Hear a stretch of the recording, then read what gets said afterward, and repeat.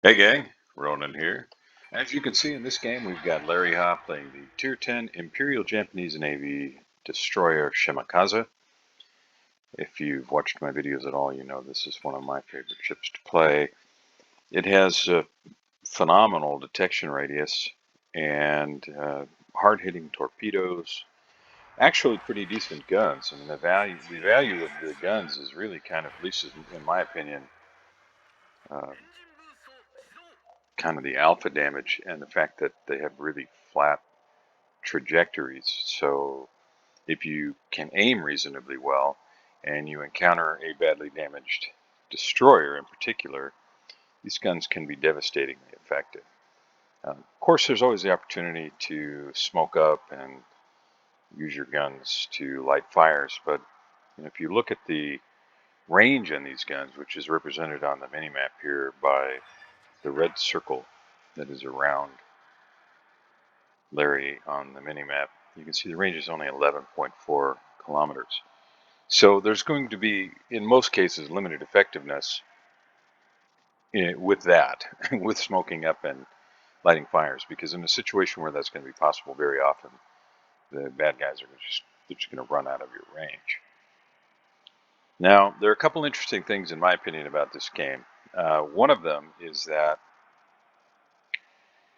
the enemy team, while they do have radar in the form of the Missouri and the Chapayev, they choose to kind of put all the radar in one spot, which is, at least in my opinion, not a very good idea. The possibility existed for the red team to cover a really wide swath of the map with radar, but when they have both of their radar boats in one spot, if we assume that the red team is cooperating, they can keep radar going for a longer period of time, kind of in the same zone, but um, they're not going to be able to cover as much of the map. Now I'm going to stop this here for just a second. I just did a video talking about detection radius and just kind of covering the basics of it. It's like a 10-minute video, and really I could have probably done it in 5. But this replay is the reason that I did that. And I was chatting with another ICOP who was kind of pointing out that it seemed like some people really were not all that aware of the detection mechanics in the game. So I wanted to get a video out about it. And this replay is really kind of what prompted me to do that. Now, I want to say that Larry's not a terrible player or anything like that. I'm not in any way insinuating that. In fact, there's another replay that Larry sent me where he's playing the Yugumo, and he has a really strong game. So, he is a capable player, but this game suggests that, at least at the time that he was playing this, maybe he wasn't entirely sure or confident in his understanding of the detection mechanics. Now, I don't want to put words in his mouth or assume anything that might seem in any way to insinuate that he doesn't, but it seems possible. So whether he did or not, this game does kind of serve to illustrate the point that I was making with the video about detection radius, that there may be players out there who are not really very sure about how it all works. Now, what I can tell you is that if you look at the the mini map here where his ship is at, it's 5.6 kilometers. That's his detection radius. That's the distance from where he is to an enemy ship at which point he would become visible. So if it gets within 5.6 kilometers, he's going to be spotted. Now, generally, that's going to take the form of him, kind of pushing in and finding another destroyer. If it's not a Shimakaze, if it's maybe a Yugumo or something like that, you're going to detect each other at more or less the same time. Now, if you're running into, let's say, one of the new German heavy destroyers, or any of the French destroyers, well, their detection radius, or Khabarovsk, their detection radius is, generally speaking, gigantic in comparison. So you're going to spot them before they spot you. But if it's a relatively stealthy DD, you might have a little bit of a spotting advantage, 100 meters, a few hundred meters. But if your nose into them, you're generally going to spot each other. Now, why do I bring all of this up again? If you just watched this game about, or this replay that I made about detection radius. Well, we can see already on the map, Missouri and Chapayev are on the B line at 6 and 7, right? I mean, they're going to be working over here at Charlie. And Larry, our hero, he's down here at Alpha. Now, knowing that all of their radar is here, and if we look through this, I mean, there's a little bit of hydro, but it's not really a detection threat other than the Yugamo or the red Shimakaze. So why is Larry sitting way back here? Now, at the beginning of the game, this map position isn't too bad. I think I would probably, given what he's trying to do here, which is trying to secure the cap, I probably would have my ship angled more like this, against the possibility of a torpedo strike coming from this direction, where torpedoes are coming down like that, just to minimize the surface area of my ship for torpedoes to hit. Because if there's a red DD here that throws torpedoes, that's a lot more surface area for those torpedoes to strike than if Larry has the ship kind of along this line. Now, we'll just keep going here, and it may seem like I'm picking on Larry here. I'm really not. I'm just using this to kind of illustrate some things that I try to keep in mind when I'm playing a destroyer, and I'm certainly by no means, no stretch of the imagination, a world-class destroyer player or anything. But there are some basics that can really help out your play. Now you can see that at this point, Larry is beginning to kind of change his angle to be a little bit closer to what I was talking about before. And in fact, he has just secured the alpha cap for his team, which is huge. Now, we can now see that the Yugamo and the Östergötland are north and west of the Bravo cap. So the friendly Shimakaze is dealing with those, kept the Yugamo spotted. Friendly Tiger takes out the Yugamo. So now really the only ship capable of kind of counter spotting Larry in the Shimakaze is the enemy Shimakaze. Now, is it over here? Maybe. We don't know yet. What we do know is that there's a destroyer, a red destroyer, in the Charlie cap. Right? You see that it's turning. And you've got the Fletcher player pinging right here.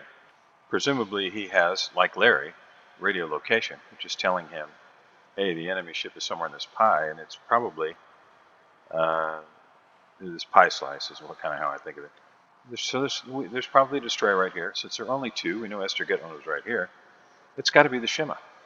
Now, all of that having been said, Larry's almost 12 kilometers away from Musashi, and there's reason to believe that there's no destroyer threat here.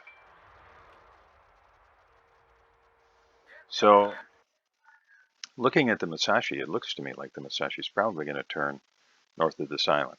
Now, Larry's turned out here. You can see already that if the Musashi does turn behind the island, torpedoes don't have any chance. What I'm saying, I guess, is were it me, I would probably be pushing straight this way. Because going around this island is taking you out of torpedo range, and the Musashi, if he does turn behind this island, he's probably just going to keep going this way. Right? So then you're chasing the Musashi, and you're going to take yourself out of the game for quite a while. So we're about 4 minutes in. Let's see how long it takes.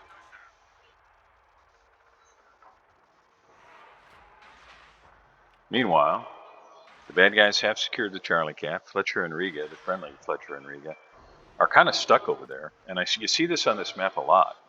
The team that spawns on the south, unless they make a big push up that side, very often they'll get 1 or 2 or 3 ships, sometimes 4, kind of caught behind those islands with nowhere to run. Because if the bad guys make a huge push right here and right here, this gap right here becomes kind of a lane of death. I mean, you've got battleships firing through here at the cruisers, and all I need is a destroyer in here somewhere to spot for them.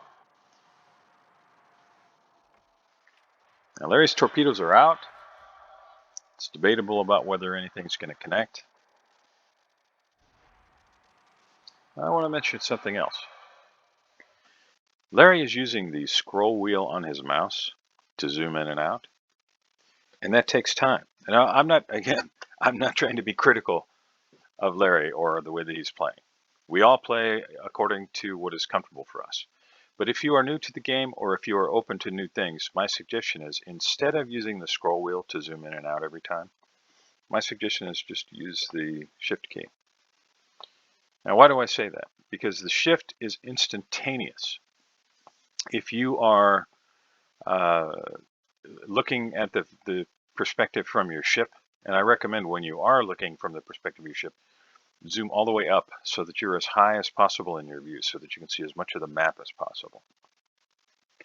When you hit the shift key from there, it's going to take you to maximum zoom. And it's instantaneous. Whereas if you're using the scroll wheel, it's slower. If you're using the scroll wheel, it's also going to be moving the point of your aim, right? Because you're moving something that is on the mouse, which can affect how you're aiming. My suggestion, use the shift key. It'll zoom in and out for you. Now, if you've never done it before, one really important thing to remember is if you use the scroll wheel like Larry is now, and let's say that you only zoom out a third of the way, and then you hit the shift key. Well, that'll take you all the way back to your ship point of view. And if you hit shift again, it'll only take you to 1/3 of the way out. So wherever you have manually zoomed to, that becomes your set point for your shift key. So my suggestion is zoom all the way out when you're using your shift key, so that when you hit the shift key, it takes you back to your ship view. Again, I recommend the highest possible view to get as much of the map as you can see. And then when you hit your shift key, it's going to zoom all the way out. Once you've zoomed all the way out, if you're too close, if you're looking at something so closely that you can't really properly aim, then you zoom back a little bit. You finish whatever you're doing, either dropping torpedoes or firing your guns. And then once you are in a situation where you can, you hit the shift key, it'll bring the view back to your ship. And then you can manually, then you can shift again, go out to the 1/3 or 1/2 or whatever you had it set at, and then manually scroll all the way out and hit your shift key, which will take you back to your ship view. And the next time you hit the shift, it'll go all the way out because you manually set it all the way out. I hope that makes sense. If you try it, just, if you're not sure, if it doesn't really make sense to you what I just said, just hop into a training room and have this running in the background, and just follow what I'm saying, and you'll see exactly what I mean. And it does make sense. If you're not accustomed to using the shift key and you have scrolled to a certain point of zoom, and then you use the shift key, you're going to be wondering why it's not zooming all the way out. It's because you manually set it somewhere by zooming it with the scroll wheel on the mouse. Anyhow, let's get back to this game. Now, as I mentioned, those torpedoes, well, not much of a chance. The Musashi, realizing where there was a torpedo threat, he just positioned in order to avoid those. All right, so just quick pause here. Let's look at his position and the distance away from the target. That's quite a gap, right? There's not a whole lot of reason to be this far away. You're not in gun range, and your chances of landing a torpedo from here are pretty slim. And look at your detection radius. He is literally, twice as far away as he needs to be to remain undetected. So we'll just keep going. Now that's important for a couple of reasons. When you're that far away and you're not, in position to be able to land, almost 15 kilometers, almost 16 kilometers, and it may hit 16 because the Musashi's moving away.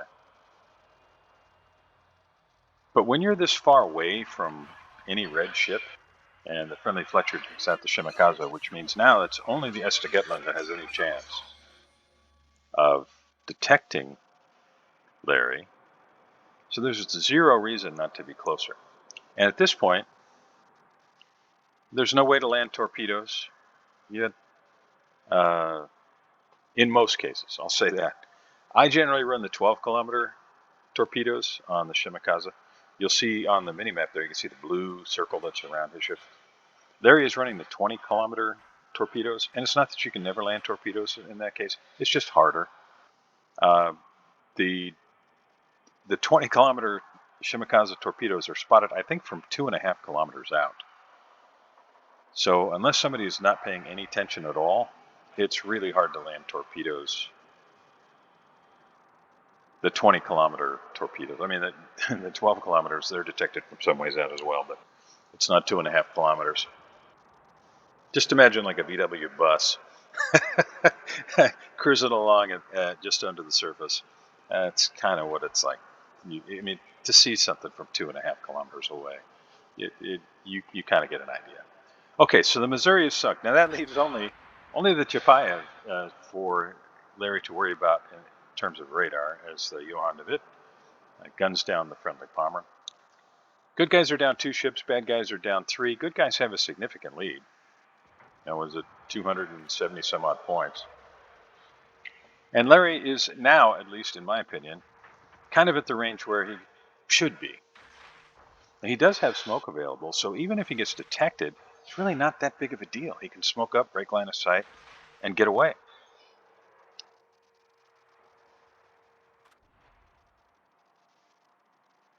Now, just real quick, I'm going to pause this.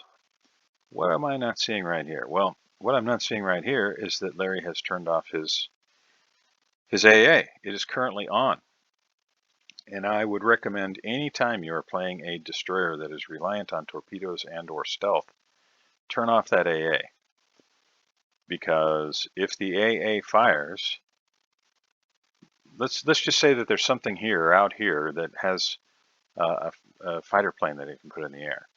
And it puts one up, and you get close enough for that plane to fly over just within your AA range, and your AA starts to fire. And that is this dotted line right here, which is essentially the same as the detection radius. That can get you spotted all by itself. Just having an aircraft. So you're not within range of the Musashi, but maybe there's an aircraft, and Musashi gets just close enough. The aircraft comes just over this inner circle here is your detection by aircraft radius. So you can get spotted by aircraft if your AA fires. So I just recommend turning it off at the beginning of the game. There may be times when you turn it back on, but then as soon as you don't need it again, turn it off. Now, Larry's positioned away, and there's not anything wrong with that, but there's really no reason to be. He doesn't have to be running in this direction. He could be moving this way and maintaining a threat. Now, having said that, this torpedo drop is nice. There's a chance of catching Musashi and Edinburgh here, right? Well, I guess there's a chance of catching all of these guys, but just the ones that are up close. You might catch Musashi, you might catch Edinburgh. It's not that it's a bad drop. I'm just talking about the range from target. Now, I saw him using, just his rangefinder, his guns, so, okay. It'll take 4.76 seconds for the shells to reach this. So he's aiming, and the shells will probably hit right around here. But my question when I'm watching this is, why fire at all? As soon as Larry fires, he's going to become visible to the Musashi and the Edinburgh. And the Edinburgh, if it's paying attention, is a real threat. Those guns against a destroyer can be devastating. He's also not too far. Johann de Witt, and we last saw the Estergetland here. He might be right in here, and he might just decide to charge this way. Now, there's no way to know, but these are the kinds of things that I try to keep in mind when I'm playing, well, really any ship, but a torpedo-reliant, stealth-reliant destroyer in particular. So let's just watch what Larry does here.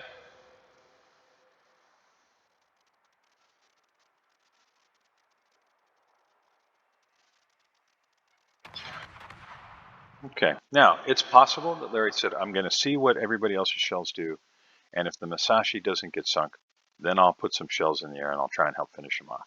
But the Musashi still has 6,234 HP, and there's no way these shells are going to do that much damage. So what he's just done is make himself visible, which you can see right here, and it's possible that there's a destroyer here. So was it a huge mistake? No. Was it a mistake at all? Well, maybe not. I only mention it because sometimes, at least in my opinion, sometimes you have to weigh what is the benefit versus the potential cost. And the benefit here is maybe you start a fire. Looks like there already is one. Maybe you do a little bit of damage, but why do you need that, right? You got 2 torpedoes that are just about to land on the Musashi, and that is going to finish the Musashi. So really what you've done here is you've made yourself visible. Now, even if Edinburgh has just fired and has no chance of reloading the guns until after, this has expired. Maybe it's engaged with Ruprecht, maybe it's targeting the Venezia. Even if you've told the red team exactly where you are, and then they can then they know. Then they have, then they know how they need to angle, which direction they need to move in order to try and avoid future torpedoes. Now, that's not going to help the Musashi, and we know that these torpedoes were the ones that were the farthest this direction, and there were 2 sets that went this way that were launched earlier. So we know that there are torpedoes right in here somewhere, right? So that Edinburgh, he's also in trouble. So again, great drop, Larry. Only takes 1 torpedo. Musashi is gone. You can see that Larry is still detected, and he's still way, way far away from the Eddy. And the Edinburgh, well, he just must not have been paying attention, because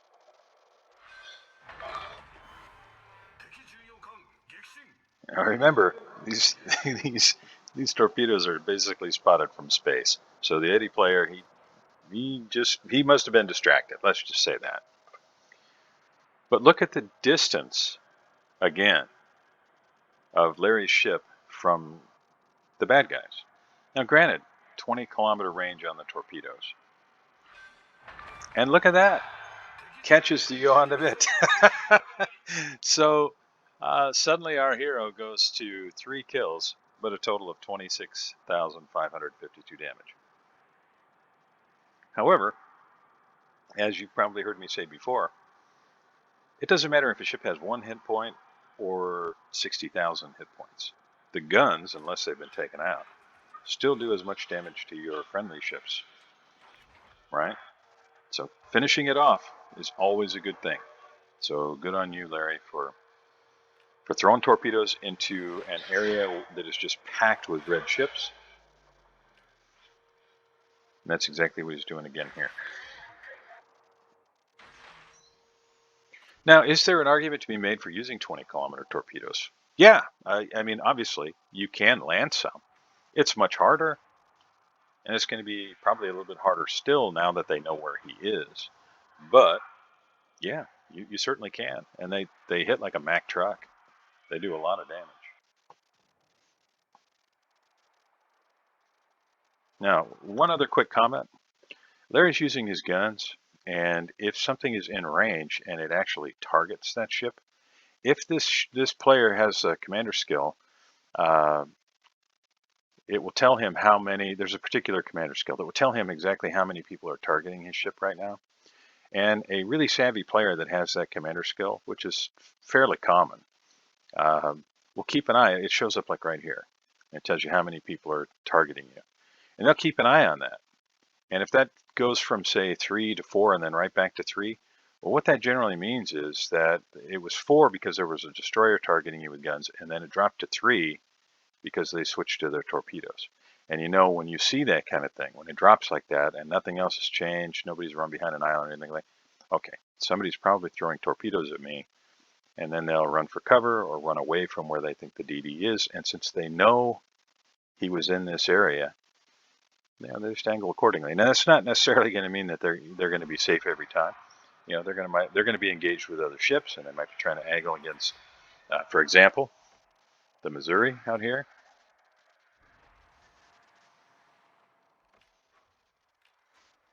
The good guys, this is looking really good for them right now. Really good. Now, there are quite a few friendly ships that are currently at like Gulf 4, but I think they're going to be moving through that gap and headed back toward Bravo. So all those guns will be back in the game shortly. A little bit of radar from the Chapayev, over 10 minutes into the game, but it didn't last for very long. You can see the Ruprecht, he's probably in trouble.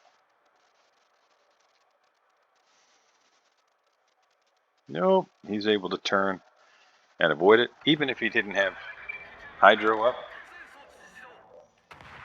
Now, Larry's using the guns. Nothing wrong with that. But he's using the guns literally at the very edge of his range. There's no way for him to even hit that Chapayev now. And he's burned to smoke.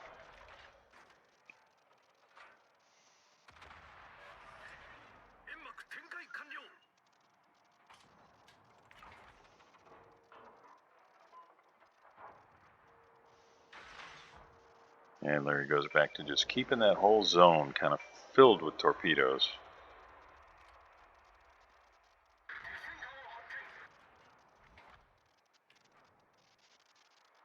And I'm really not sure why Larry's moving away, but, you know, he does seem to be turning back, so.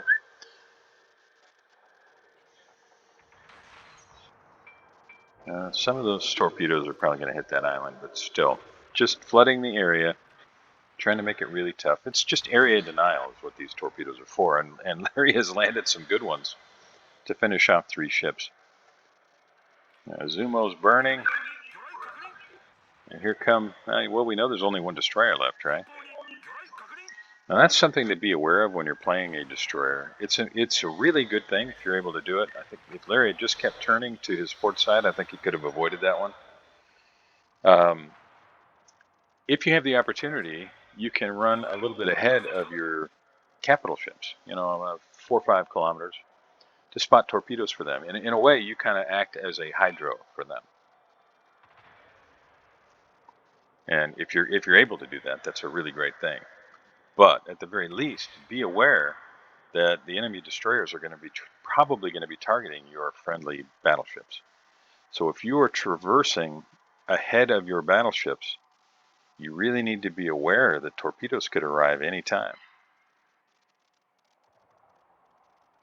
And just from flooding that lane, flooding that area with torpedoes, Larry continues to land hits. So that's his 4th torpedo hit. Now bear in mind, these torpedoes do about 20,000 damage each. So there's a certain amount of armor, damage resistance from armor, etc. And there's also damage saturation. Ships. Now those torpedoes are basically just going to smash into that island, right?